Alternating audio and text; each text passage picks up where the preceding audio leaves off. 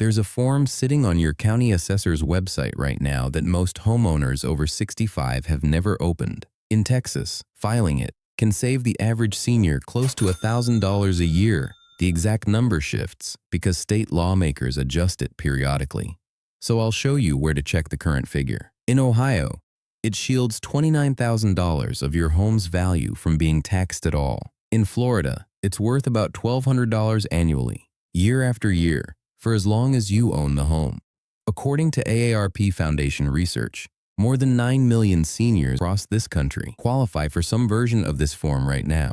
Roughly 1 in 12 of them has ever filed it, not because they don't need the money, because nobody ever told them it existed.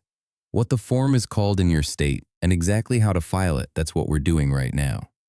Here's the part almost nobody explains clearly. Property taxes get calculated by a computer that only knows 2 things about your house: what it's worth and what the local tax rate is. That computer doesn't know you're 67. It doesn't know you're living on a fixed Social Security check. It doesn't know your mortgage is paid off, and your biggest monthly expense is now a tax bill that keeps climbing every single year. Unless you tell it. That's what the Homestead Exemption actually is. It's not a discount someone applies for you. It's a legal reduction in your home's taxable value that exists in some form in over 40 states. And it only activates when you file a piece of paper saying, "I qualify and I'm asking for it."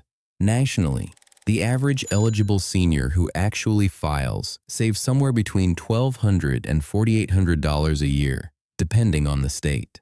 In Cook County, Illinois, the county treasurer's office has reported that more than 26,000 seniors are currently missing out on a combined $45 million in exemptions they already qualify for. That's not a one-time number. That's every year on repeat until somebody files. Now here's something that trips up more seniors than almost anything else in this process. A specific rule about how your income actually gets calculated for these programs. Most people assume their Social Security check automatically disqualifies them. In a lot of states, that assumption is flatly wrong, and it might be the single biggest reason eligible seniors never even try to apply. We're going to get to exactly how that works, because once you understand it, you may realize you were never disqualified in the first place. The Homestead Exemption isn't one national program. It's a patchwork of state laws, and the amount you get depends entirely on where you live. But the mechanism is almost always the same. It lowers the taxable value of your primary residence, not your vacation home, not a rental, your primary residence, in the place you actually live. In Texas, homeowners get a general exemption off their home's value for school taxes, and homeowners 65 and older get an additional exemption on top of that combined. It can shield somewhere around $200,000 of value from school district taxation. Texas lawmakers have adjusted these numbers more than once in recent years, so check with your appraisal district for the exact current figures before you file. In Ohio, the standard senior exemption for the 2025 tax year shields $29,000 of your home's assessed value, rising to match cost of living adjustments going forward. But, and this matters, it's income tested using something called Modified Adjusted Gross Income, which is the IRS's specific formula for counting your income, close to but not identical to the number at the bottom of your tax return. For 2025, that number has to fall at or below $40,000. It climbs to $41,000 for 2026. In North Carolina, seniors can exclude the greater of $25,000 or half their home's value, provided household income stays under $38,800 for 2026. Kansas goes even further for its lowest income seniors, refunding up to 75% of property taxes paid for households earning under roughly $25,400 a year, a program most Kansans have genuinely never heard of, based on how little it comes up in the state's own outreach materials. Every one of these programs shares the same design flaw. None of them are automatic. Every single one requires a signature.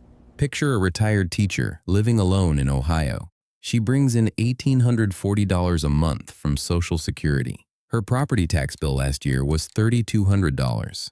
If she'd filed the homestead form, that bill would likely drop to somewhere around $800, a difference of $2,400 a year. She hasn't filed it, not because she's careless, because her county never sent her a letter telling her the form exists.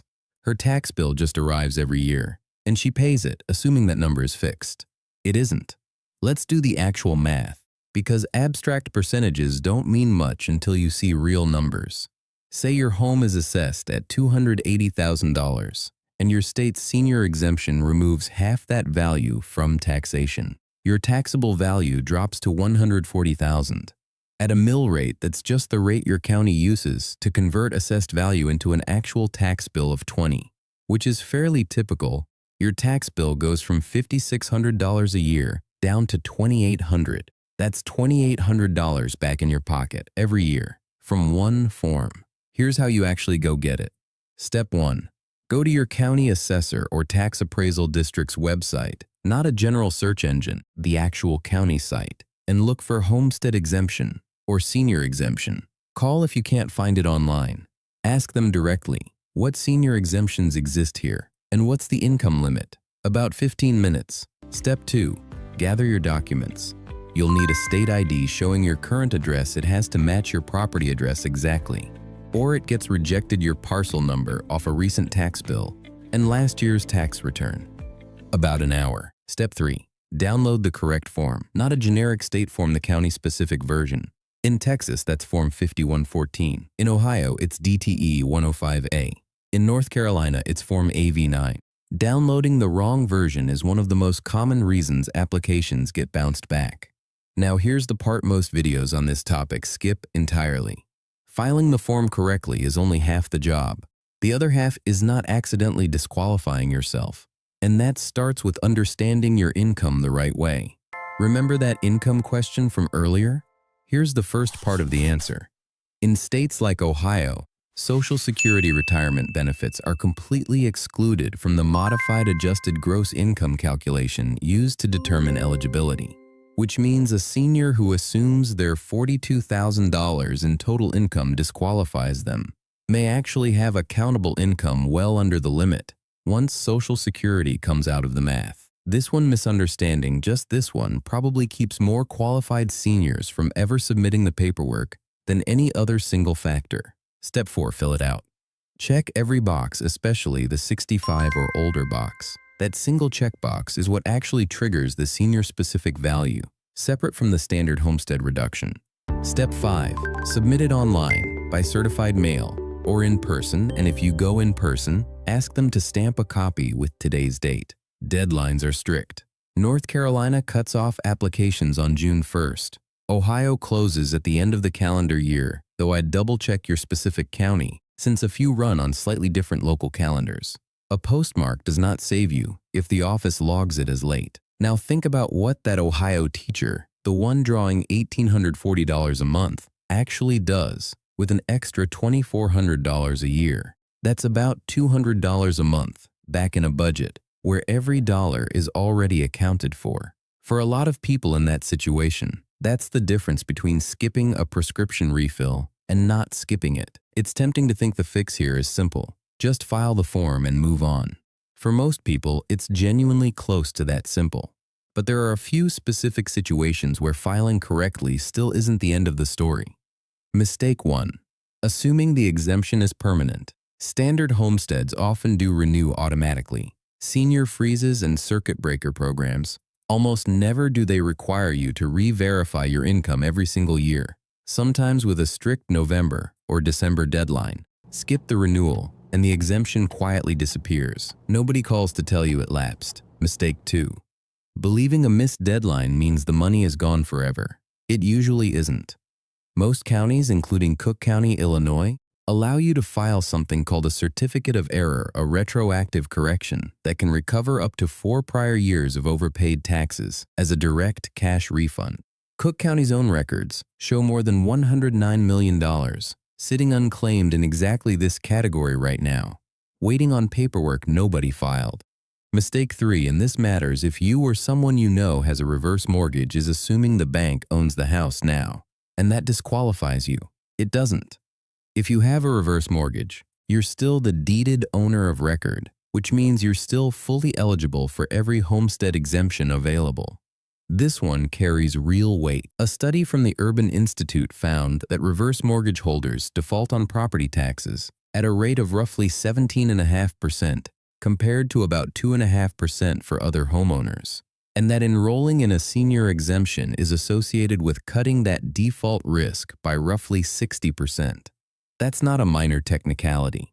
That's the difference between keeping the home and losing it to a tax sale. So why doesn't anyone proactively tell you any of this? I wouldn't call it a conspiracy. I'd call it a structural gap. Property taxes are one of the most stable funding sources. Local governments have more stable than sales tax, more stable than income tax. Every dollar of exemption granted is a dollar that comes directly out of school and county budgets. There's no real incentive for a county to mail every eligible senior a reminder, so most simply don't. And honestly, the form exists, it's free, it's been sitting there for decades. The notification side of it just seems to have been an afterthought from the start. Your tax preparer usually isn't the one to catch this either. They're focused on your federal and state returns, and property tax exemptions live entirely at the county level, outside their usual scope. Your mortgage company pays the bill quietly through escrow, so a rising tax burden can hide inside your payment for years before it ever gets your attention. If you own the home you live in, if you're 65 or getting close to it, and you've never seen this form, this section is about you. Not as a general policy discussion, as a specific number sitting on your next tax bill, waiting to be smaller than it currently is. That form we started with, the one most seniors have never opened, isn't hidden, and it isn't classified. It's sitting on a public website, free to download, and in most states it takes under 10 minutes to complete. Before you do anything else this week, do 3 things. First, search your county assessor's site for senior homestead exemption and check the income limit. Second, download the correct county-specific form, not a generic state version. Third, submit it before your local deadline and get a stamped or certified copy proving you filed on time. This is general information. Your exact savings will depend on your state, your income, and your home's assessed value. So a quick call to your county assessor's office will tell you precisely where you stand, and that call costs nothing. There's a related program worth knowing about, too. For seniors with a reverse mortgage who are already behind on property taxes, several states run a tax deferral option that can stop a tax sale before it starts. That's a video we'll be covering next. You paid into this system for 40 years. The least it owes you is a form that actually gets filed on your behalf. Right now, that only happens if you're the one who files it.